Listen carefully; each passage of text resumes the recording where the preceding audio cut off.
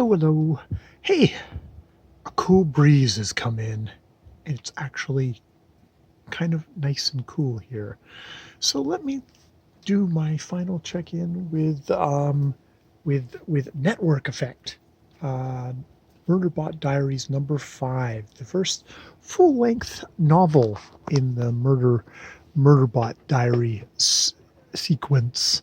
All the rest of the novels have been novellas up until this point, and this one kind of stretches out a bit. Actually, has kind of sort of the same kind of size of an adventure. Maybe it has a cool opening sequence to kind of give us kind of here's Murderbot, kind of give you an intro thing, I guess, if you were coming to Murderbot for the first time, and then getting the main thrust, which is this whole thing of this adventure where Dr. Mensa is staying behind to take trauma stuff for getting, because she got kidnapped by the corporation that wants her dead, and Murderbot rescued her, and while they're doing that, he's off with the rest of the family, including her second mom, kind of a teenager, who is sort of the one that he has the most. They have the most kind of relationship with, in a way. Most contentious in a way too, because he basically probably prevented her from getting, either the guy was an asshole rapist, or the guy was somebody who was maybe perhaps by by the corporation to snatch her or to harm her to get at Dr. Mensa. And Murderbot prevented that, and he took off pretty easily. But now they're on this they were coming to a strange planet. They get attacked on the satellite by Art, the asshole research transport that Murderbot knows from past adventures, and indeed Art helped Murderbot become more human-like and to develop kind of subroutines to kind of act human, so it could blend in and survive. It's really actually a friend, but Murderbot seemed that the transport has been taken over. These gray creatures with implants say that they deleted him, at which point Murderbot freaks out and does murder. So yeah, I've told you all this before in my other things. Turns out Art is not dead, or at least he copied himself and hid that away somewhere safe, which Murderbot finds and unlocks with his own his own machine code ID as a password, because Art actually trusts him. And it turns out that Art actually kind of sent them after Murderbot, knowing that they would be able to handle them, and they would come back, bust him out, and then they could go. What they do is to go find the Art's humans, which some of them are on the satellite above this planet, some of them are down below, where there seems to have been some kind of an alien contamination. We find out in the final sections that it doesn't actually infect humans, it infects circuitry, mechanics.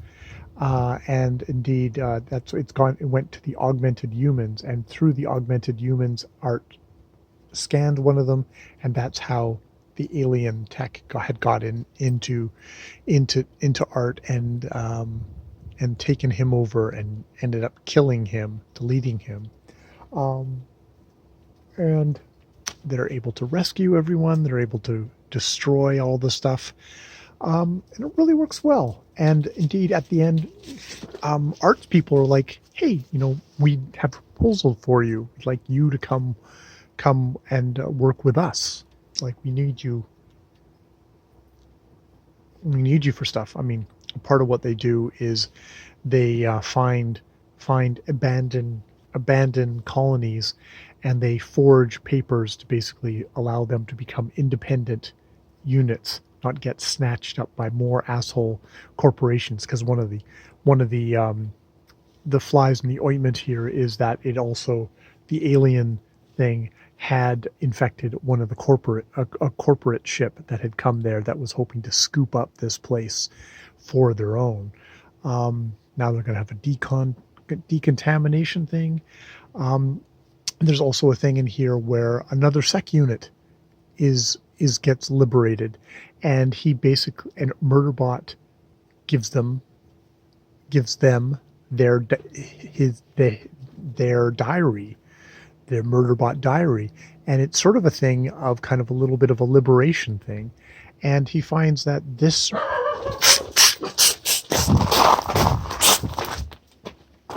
Go on, go on, go on. Sorry, a little barking interruption there. He actually finds that this sec unit actually does have had a friendship with the sec unit, security units that had unfortunately gotten killed. Has a little bit more empathy, and maybe we'll be able to actually spread the word better than Murderbot could about this, and maybe they're going to use their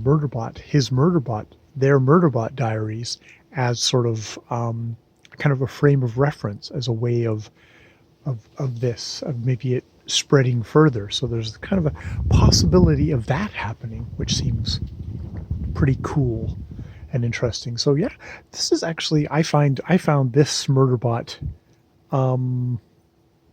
actually a bit more satisfying than other ones, in that I feel like we had a fulsome adventure, that I feel like I got the full adventure. Maybe it's a bit more explained, so it was a little bit more satisfying to be that way.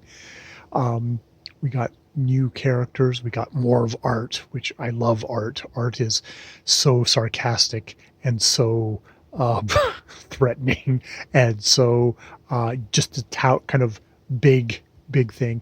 And they both refer to their humans. They have a very kind of possessive thing of their humans. It's like their charges. They both want to help. And indeed, the sec unit that they